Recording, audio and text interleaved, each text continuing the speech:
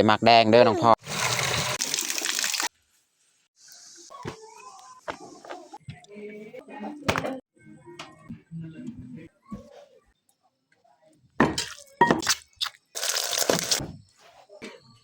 จะเม็ดตังดีปะ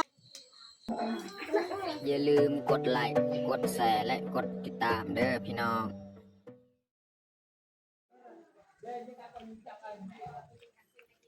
ครับสบายดีแล้วก็สวัสดีเบิร์ดสู่ครูสู่คนเนาะยินดีต้อนรับเขาสู่สองบาวยืนเนาะแล้วก็สำหรับตอนแรกมื้อนี้แมนขอยสีพาทุกคนมาเบิ่งเขาสีมาเฮ็ดข้าวมันต้นพี่น้องเนาะเพราะว่าคลิปเฮ็ดข้าวมันต้นอันนี้ก็ดนและหลายเดือนและบาวยืนก็บ่ได้เฮ็ดให้ทุกคนเบิ่งเนาะแต่ว่า FC เก่านี่ก็สิฮู้ดีเนาะวิธีการเฮ็ดข้าวมันต้นแต่ว่านี่บาวยืนอยากให้ FC ใหม่เนาะผู้ติดตามใหม่นี่อยากเบิ่งวิธีการเฮ็ดข้าวมันต้นเนาะก็คือการเฮ็ดข้าวมันต้นอันนี้แม่นครอบครัวที่แบบข้าวกินบ่ค่อยเพียงพอปานใดนะก็เลยต้องเอามันต้นมาเสริมปนให้เข้าเพื่อได้ปริมาณหลายเนาะได้กินอิ่มเนาะพี่น้องเนาะก็คือเราเอามันเอาข้าวมาผสมกันเนาะมีแต่จังได๋ก็ FC ใหม่เนาะตามเบิ่งเนาะขั้นตอนการเฮ็ดรายละเอียดเนาะแต่ติดตามเบิ่งจักหน่อยเนาะเรายิงสิพาทุกคนมาเบิ่งมาเฮ็ดเนาะแล้วก็ตอนนี้ก็จักหน่อยนี่บ่ยิงสิไปมาเข้าก่อนเนาะพี่น้องเนาะมาเข้าหลังจากนั้นก็จึงค่อยเฮ็ดอย่างอื่นก่อนเนาะโอเคมีแต่ทุกคนติดตามเบิ่งติดตามชมกับพวกเฮาได้ยาวๆเลย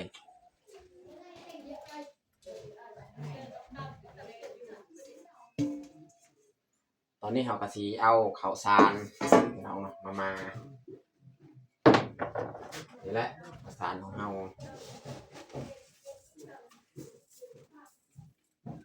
สิเอาจอบครึ่งเนาะ1จอบครึ่งพี่น้อง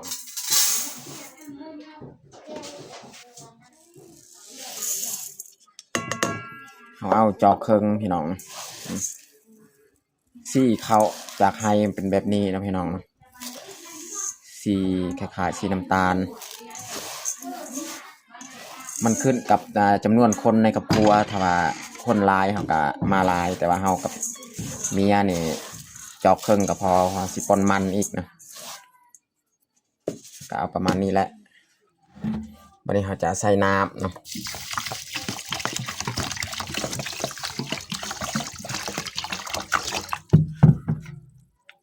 มาไว้แช่ไว้พี่น้องเนาะประมาณจาก2-3 ชั่วโมงเนาะแช่ไว้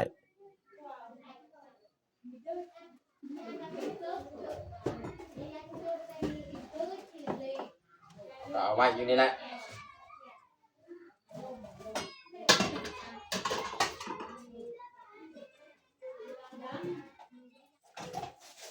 ตอนนี้ก็หลังจากเขา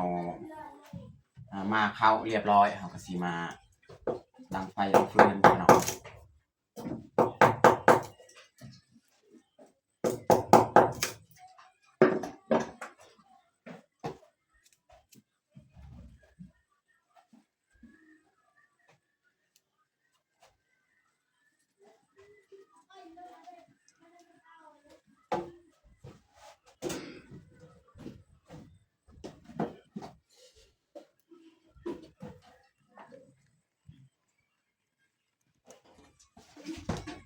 ตอนนี้เขาก็เอามันของเขาพี่น้องเนาะนี่แหละมันต้นหรือว่ามัน5 นาทีเนาะแล้วเขาสิมาปอกเนาะแต่ว่านี่ก็ไล่โพดแล้วเพราะว่าเขามาเข้า2ประมาณจอกครึ่งเนาะตัวนี้อีก2 หัวเขาก็สิเอาจากประมาณหัวนึงพี่น้องเนาะว่ามันไล่โพดเนาะเพราะว่าสมาชิกในครอบครัวเฮามันก็บ่หลายคนเนาะอันนี้เขาจะเริ่มปอกเลย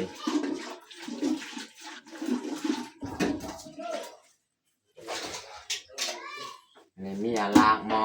เขาก็สิค้างไว้เลยเนาะหม้อน้ำ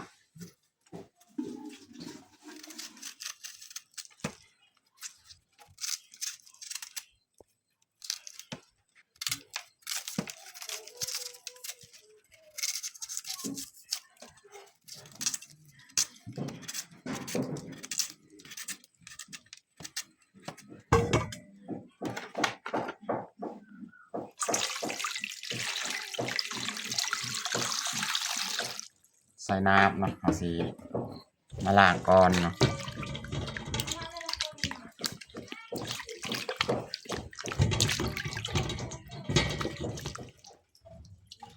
เราก็เอามาเฮ็ดหัวนึงพี่น้องเนาะถ้าว่าผู้ใดแบบคนลายนะในครอบครัวนี่เขาก็เอาลายหัวแหละนี่ก็เพียงบางยืนสาธิตหรือว่าเฮ็ดให้ทุกคนเบิ่งวิธีซื้อๆนะพี่น้องถ้าว่าผู้ใดลายก็เอาลายผู้ใดสมาชิกน้อยก็เอาน้อยพี่น้องแต่ว่าบางยืนนี่เอาประมาณนี้แหละพี่น้อง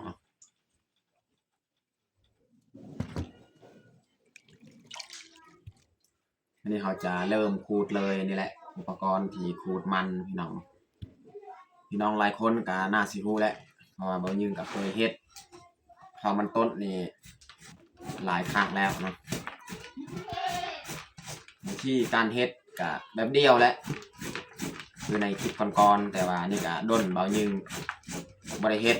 หรือว่า FC ใหม่ยังบ่ทันได้เบิ่งได้เห็นเนาะก็เลยบางยืนก็สิมาเฮ็ดคนเบิ่ง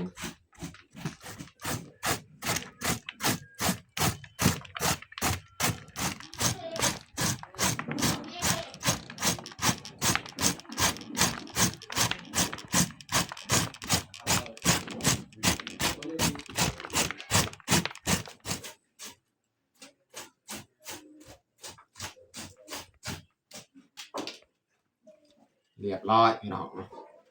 ประมาณนี้แต่เขาสิเอาเข้าวที่เขามาไว้มาผสมเนาะ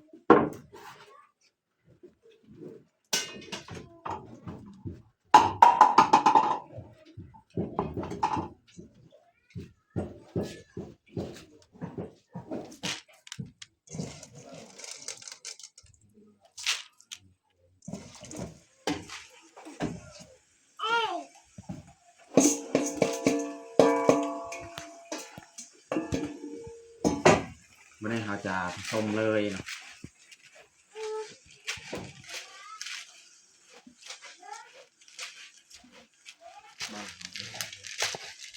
เขาผสมให้มันเข้ากันเลยเนาะผสมมันกับเขาเนาะอันนี้เขาผสมกับเข้ากันแล้วบัดนี้เขาสียัดใส่หวดเลยเนาะ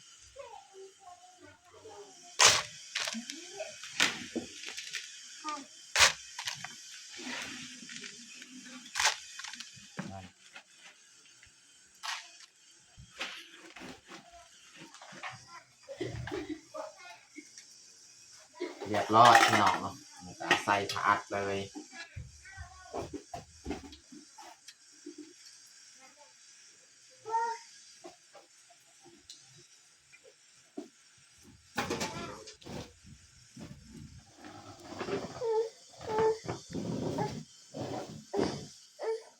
อันนี้เขาสีซอยมะแตงใส่เกลือเป็ดจังหน่อย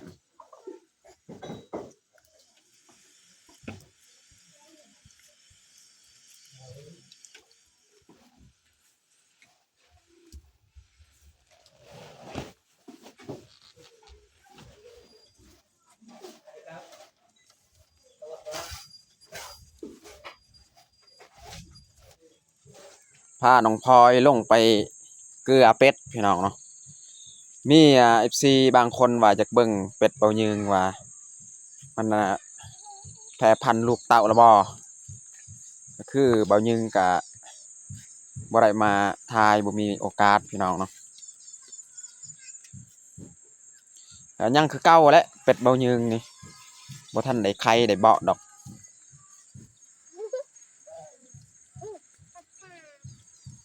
เอาเปิดน้องพลอยเปิดประตูยังเด็กนู่นมองดอกเน็กกระซิบแตกเอาขึ้น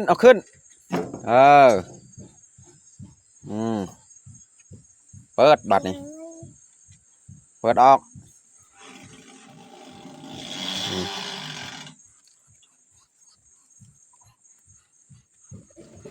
เป็ดของเฮาก็แต่3โตนี่แหละคอกนี่ใหญ่แต่ว่าเป็ดแต่3โตไปเข้าไปเกลือเลยน้องพลอย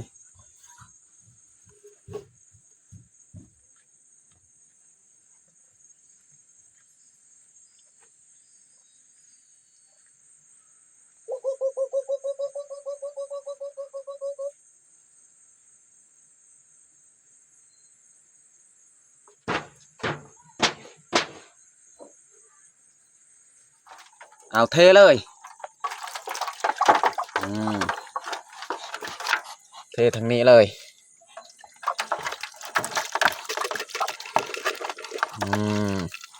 อย่าง เทเบิดเลยเทเบิดเลย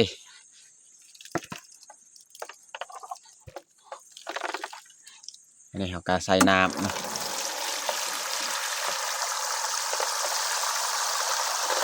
เขาก็เปลี่ยนน้ำทุกครั้งที่มาเลี้ยงนะพี่น้องเนาะเขาเปลี่ยนน้ำให้ตลอดเลยก็จะอยากเอาขึ้น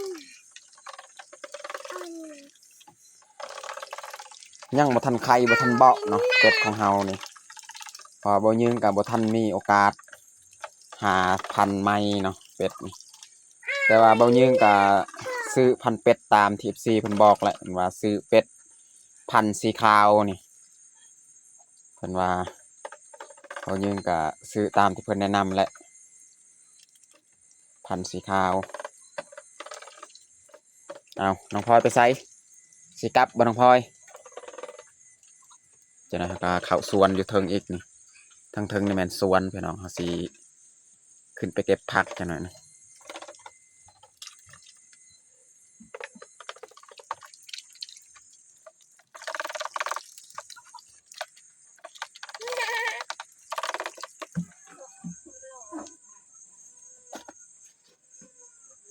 อันนี้สิเข้าสวนอีกเข้ามาเก็บพืชผัก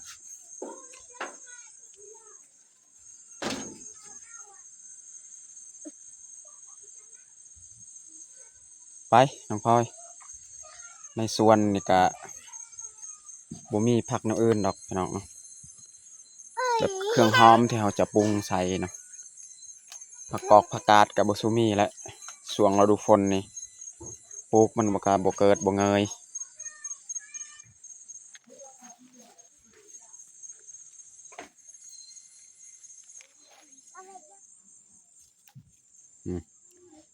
เก็บหอมสะระเนนุ่นมอย บ่ได้เสียหญ้าพี่น้องมันหกเลย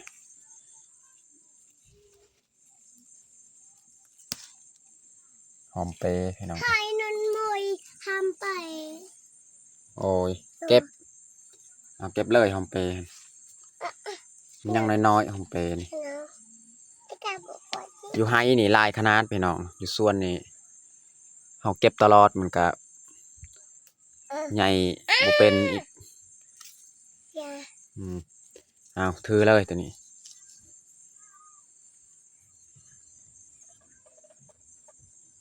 เก็บมักพริกพี่น้องเก็บแต่หมากแดงเด้อน้องพลอยจะเก็บหมากนอนหนาวนุ่นเก็บมอยมา เก็บหมากแดงแนวมอย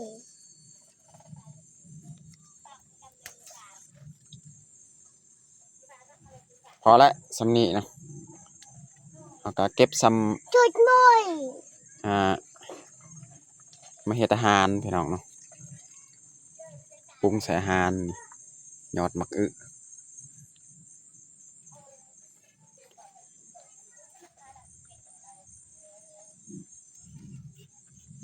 ไปกลับน้องพลอยนุ่นอย่าง ไปพอละแนวมอยมอยอยู่นอกก็ไม่ตรงนี้ ไปกลับพอละมาไปมา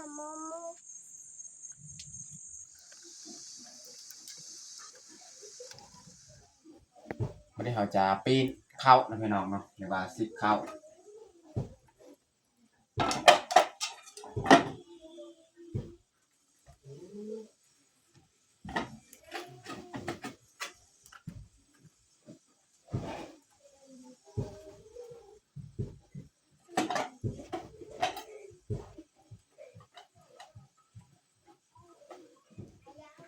อันนี้เขาจะเอาทุกน้ำเนาะใส่ตักน้ำเพราะว่าทุกครั้งที่เขาเห็ดกินเห็ดยากอยู่เฮือนครัวนี่แมนเขาจะไปตักน้ำแต่ถ้าน้ำเนาะ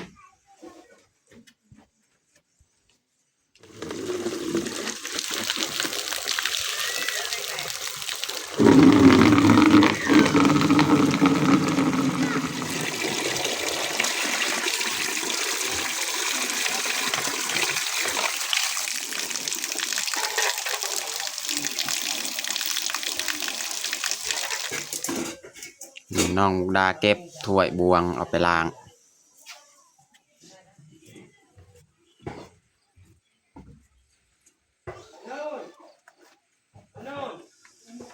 ตอนนี้ก็สุกเรียบร้อยแล้ว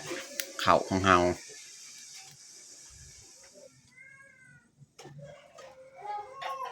วันนี้เราจะป้งเลย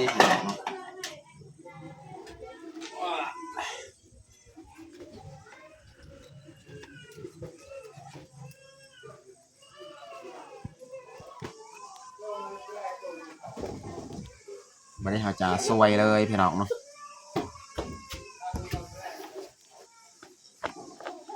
ซวยให้มันเข้ากัน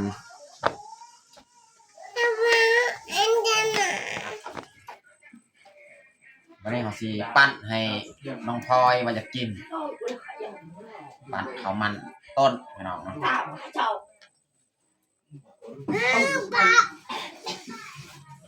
น้องไปบันไปจ้ามาดอ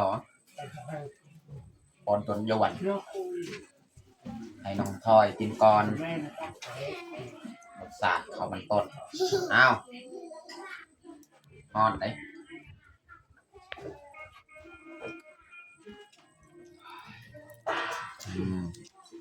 แซ่บบ่น้องพลอยแซ่บมันครับเอาให้ซีเบิ้งนี่เนื้อเขามันต้นนะ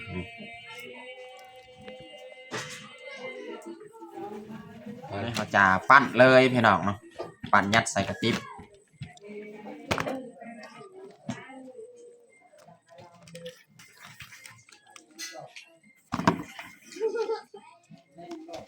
ใส่2 ติ๊บเนาะตอนนี้ก็เรียบร้อยเรายัดใส่ติ๊บเราจะอัดไปเลยเนาะแล้วก็สิมาเฮ็ดอาหารต่ออีกเนาะพี่น้องเนาะเข้าก็เรียบร้อยเนาะใส่น้ำพี่น้องเนาะเราสิต้มไข่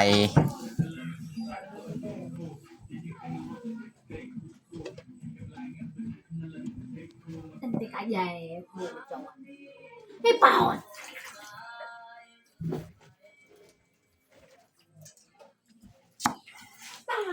แล้วเราจะหั่นหอมแดงจะเสียบมาปิ้งจังหน่อยเนาะเป็นไงบ้างเรารักกันเรารักจะเอาเป็นไงวะเว้ย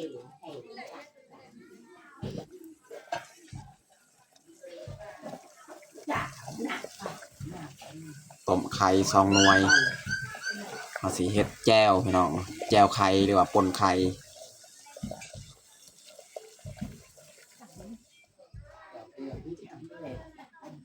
อันนี้ก็สุกเรียบร้อยแล้วต้มไข่ของเฮาเอาสิมาปิ้งมักพริกกระเทียม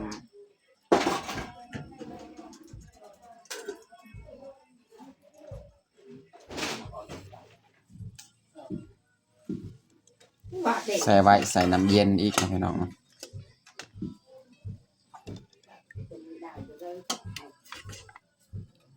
ซอยหอมบัวซอยหอมเปย์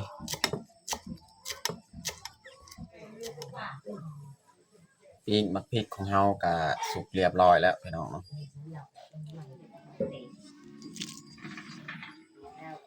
ใส่เกลือใส่ผงนัวนี่เขาจะตำเลย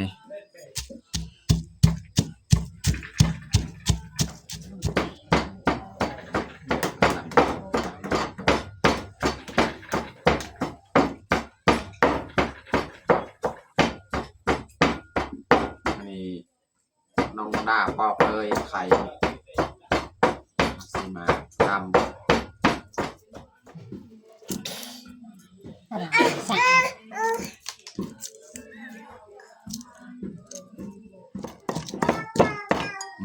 พอแล้วสมีอันตำเนาะ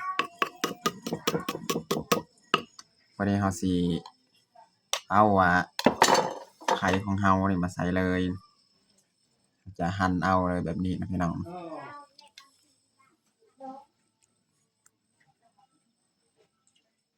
ไข่นี่สงสัยยังบ่ทัน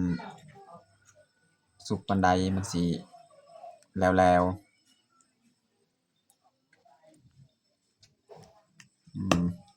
วันนี้เราจะมาเรียนเลยมาตำเลย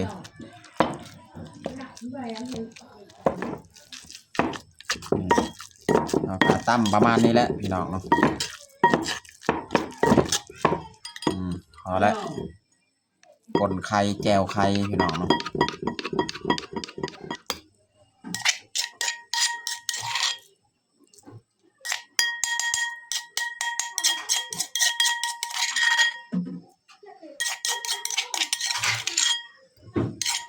วันนี้เราจะใส่น้ำนะพี่น้องเนาะประมาณนี้แหละใส่ก่อนเนาะใส่น้ำเพื่อเราสิปรุงเครื่องหอมมันจึงเข้ากันพี่น้องวันนี้เราจะใส่อันนี้แม่นหอมเปรย์หอมบัว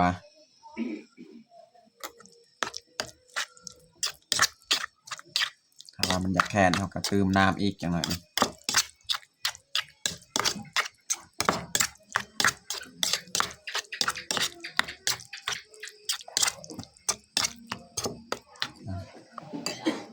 อันนี้น้องมุกดาสีเคาะไข่มาทอดให้น้องแพงน้องพลอย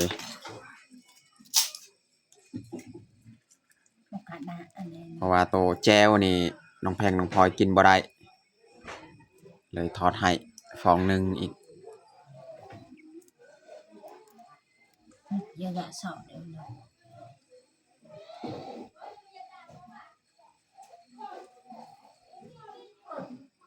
ใส่แต่น้ำปลาเนาะ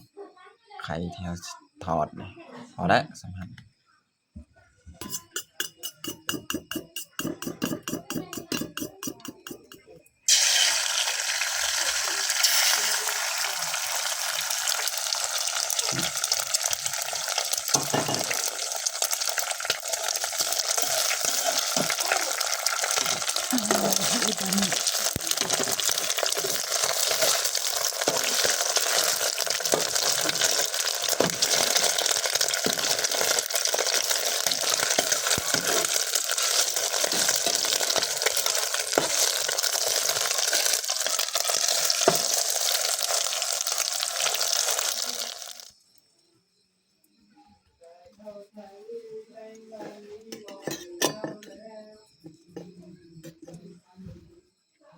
ตอนนี้ก็เรียบร้อยแต่งข้าวเฮาอันนี้ก็คือทอดไข่ให้น้องแพงน้องพลอยเนาะทอดแบบบ่ใส่พริกนะพี่น้องเนาะแล้วก็ป่นไข่หรือว่าแจวไข่เนาะแล้วก็ต้มซีนไก่ปลาเนาะที่พี่น้องแบ่งมาให้เนาะแล้วก็นี่แมนหอมสะระเนเอาสีแกมใส่แจวไข่นี่แหละแล้วก็ติ๊บข้าวมันต้นพี่น้องเนาะติ๊บข้าวมันต้นสำหรับอาหารแรงของเฮากับบัดซำนี้และพี่น้องตอนนี้ก็เรียบร้อยเฮาแต่งข้าวของเฮาแต่เฮาลงมือกินข้าวแรงเลยเอามาเด้อพี่น้องมากินข้าวแรงนำกันเอาน้องพลอยน้องตามกินข้าวเอามากินข้าวเที่ยงหนึ่งเอาเที่ยงบ่ข้าวอะไร เอาแรงเอาว่าไม่เอามากินข้าวแรงกัน เอามาเด้อพี่น้องมากินข้าวแรงน้ำกันมาพี่น้องกินข้าวมันต้นพี่น้องจามจะจาม ปั่นเลยข้าวมันต้นน้องแพงสบายดีน้องแพงสบายดีอ้าวหน่อยกินไข่ฮะดังเลย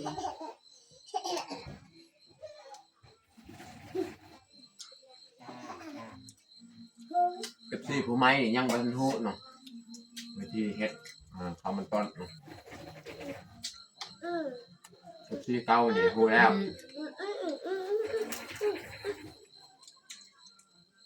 มานี่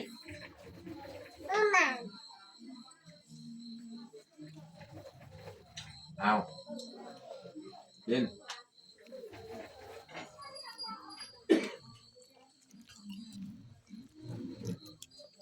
กินน้องพลอยกินกับข้าวเด้อน้องแพงกินบ่ข้าว จับ กิน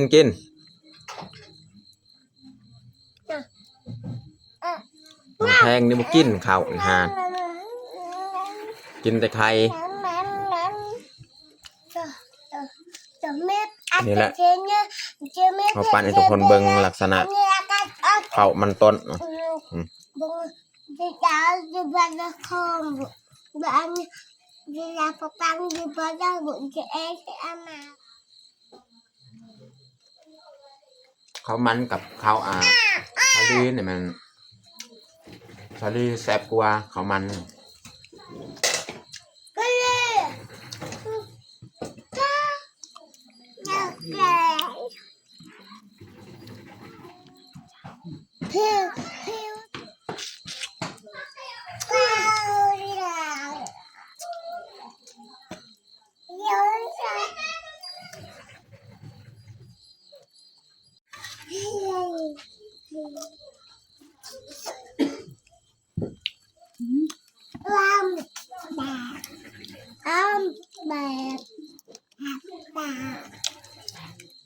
Ada kacang tak papa. ปิ้งไข่ปลา